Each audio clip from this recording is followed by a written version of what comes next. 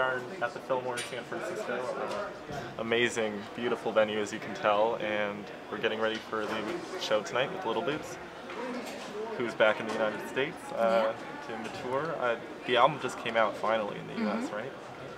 Yeah, that's been quite a long wait, so I'm really happy for the fans being so patient. Yeah, it definitely took a while, but I think it's worth it. Yeah, I mean, it's good because now I can come and spend time here, whereas last year it was so busy everywhere else that it would have been very difficult to come and give America the time it needs, you know, considering the size of the place. So, yeah, I think it was good. And it's built up a lot, I guess. I've heard your music in some of the TV shows and movies recently. Oh, really? Yeah. Cool. Yeah, I guess over here it's a lot slower build. You know, at home everything felt like it happened so fast, and here it feels like it's been a lot more organic. And we've kind of been pretty chilled out. We've been taking it easy, but I think San Francisco onwards is going to get downhill. Yeah, I just want to hear what you think about the Tenori-on. I mean, since we last spoke, the orange came out. I don't. Yeah, I haven't got an orange actually. I'd really like one, but I don't have one of those. But I think from the sounds of it, it's more aimed at people who need a cheaper one, which I think is a really good idea because it is quite expensive for a lot of people. But I think it wouldn't really work for my shows just because it's a little bit more limited. So I think we're good sticking with this one really. But yeah, we're still using it, and it's still, you know, still good. We're talking about doing a lighting show where the information from the lights on here will actually trigger a light show, which would be really cool. Maybe you can adopt it for Coachella, but I don't know, it's quite complicated.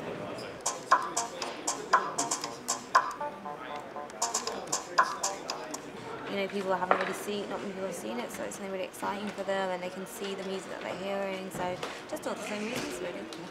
Well, with the orange, I guess more people hopefully will be able to afford a Tenori-on. Yeah, I really hope so. You know, I think it definitely needs to be more affordable for the beginner or for the amateur. Or, you know, I think they could even make like mini ones, and they should definitely do some kind of Tenori-on app because there's already things that are aping it out there, and I just think that's a whole market that they really haven't tapped into. That seems crazy because if they did this as say an iPhone app or an online app, they would really get the name around because it would be a lot cheaper and more affordable for people. So I think that's kind of crazy. And I think, you know, for professional musicians that, you know, if it could get more advanced, then it would be a lot more helpful for people like me trying to use it in a live show and if they had more accessories for it and things like that. But, you know, it's an excellent starting point. What do you wish the Tenori-on had that it doesn't have so far? I wish it had a MIDI clock so that we could sync it with our live band.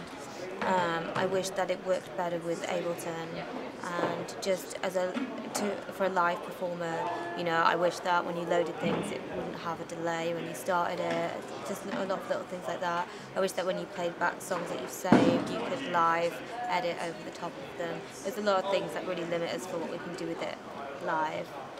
It needs more memory, I think. You know, you can't like remove your own samples unless you MIDI it, which is what we do, and then you run into a million headaches. And I really want there to be some kind of software that will project it or make it bigger, because as we're playing bigger and bigger venues like this, you know, it's so tiny on a festival stage, and something like that projected huge would be absolutely incredible. But I've looked into it quite specifically, and the only person who knows how to do it really is Toshio, who invented it. And so yeah, I really need to get the information off him.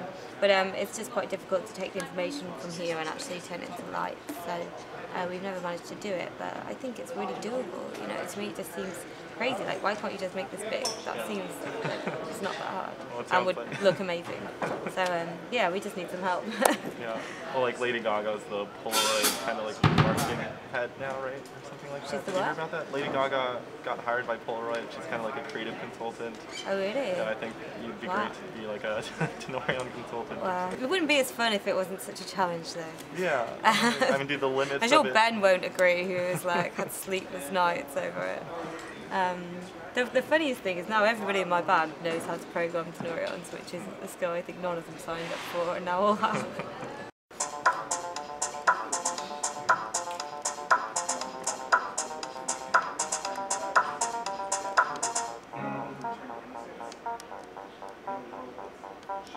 Do you see any of the limits of the Tenori-on? Maybe, you know, forcing you to creatively solve certain issues? I don't know. I mean, through the limits of the tools and kind of like. I know what you mean. I don't know. I personally think that the problems that we have with it, and the limits that we find in a live show, are really would be really easy to fix. They're not big things, they're not big issues, they're very small things that I think could easily be fixed, but unless we become software designers or whatever it is, then we can't do it, you know. So we have been in touch with the designers, and we met them all in Japan, and they're amazing, but I think it's just it's a tricky thing, you know. But yeah, it's mainly like creative things. It's totally fine. I think some of the sounds can be improved, but you can put your own in. So I think creatively it's fine, but I just think as a live instrument, which I personally think is its best use, because the visual element is what makes it so special. If you're going to record in a studio, you'd probably just use a sequencer on your computer. It's going to be a lot more advanced and probably easy to use. So I think where it really comes into its own is the live instrument, and that's probably where it's least prepared in its technology as a live instrument. So I really think in the future that's what they should develop. Yeah. I heard a few bands have been getting Tenori-ons recently, Yeah? like My Chemical Romance. Oh, really? Recently bought one. Wow. And, Sean Lennon, I believe. Oh, cool. I love this one. Yeah, so I don't know, it seems to get more. Yeah, I mean, I've seen, like, we played with the band in Japan who used them. But again, like, I was watching quite nerdily, and they were just on. I don't think they were really doing anything, you know. To actually make sounds that you can rely on and play with live without standing there. But I guess you need someone who specifically plays Tenori-on as a band member. Have you seen anyone else use a Tenori-on that really? I saw Bjork use it in her show. Well, not live, I saw a video of it. And I saw this Japanese band we played with had two. And there's this band I've seen on YouTube called the Tenori-ons, I think that's what they're called. Oh, the Tenori-on. Yeah, they're pretty fun. So yeah, I've seen people use it. Do any of them kind of do anything unique that really impresses you? I think what the Tenori-ons doing were cool, but it was just kind of cool music, and so I guess it would have to turn into songs to become something more. Maybe it felt like quite a novelty thing, but it was pretty cool. I wasn't quite sure what they were doing with it in Bjork's band. They had lots of things that lit up and made patterns, so I was sure it was something cool, but I couldn't figure it out. Are you excited for Coachella? Have you been to Coachella? No, I've never been, but apparently they've got like the biggest lasers ever, so I'm pretty excited for that. Yeah. And Gary Newman's playing, which is always cool. Yeah, what music are you listening to right now? There's well, Marina and the Diamonds, who's on my label, she's really good. A new band from Manchester called Hertz, and there's a band I think from New York called Desire, who are on the Italian Studio label. They're really good. There's just more stuff as well. Who's supporting you tonight? Tonight we've got a band called Class Actress, they're really good, from New York, and a band from Canada called Dragonette, who've actually toured with before. Really good pop songs, they're really fun. So yeah, it's a good one. Should be a good show. And we've expanded the band, so we've now got Lauren, who used to sing backing vocals for us. She's now on keyboards and guitar, because we just felt like we wanted to make the show more live, and with electronic music that's quite hard. So yeah, we got an extra person in, and she's going to play, well yeah, she kind of plays a bit of everything really. It just makes it's pretty much live now, which is really exciting for us, because you know, you can get quite tired of doing it the same way all the time, and even though it's great to rely on computers, I just really think electronic music, it's just the challenge of making that really live that I love. What's your acoustic setup like? Just a piano. Yeah, it's really different from the album, but it's just really, really stripped back. But I think it's difficult to get the whole band into small places sometimes, and so they're really keen on me doing acoustic shows at the moment. Well, it'll give people a unique opportunity to see you play. Yeah, it's good because it's unique. It's just, I think it can be quite misleading because it's so misrepresentative of the record.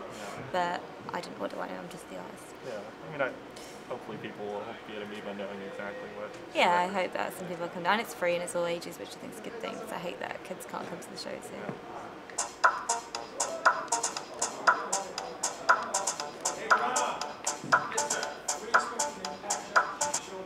I think the best advice for a new Tenori-on owner would just be to plug it in and press all the buttons and see what happens. It really is, just got to play it to learn it. But it's fun.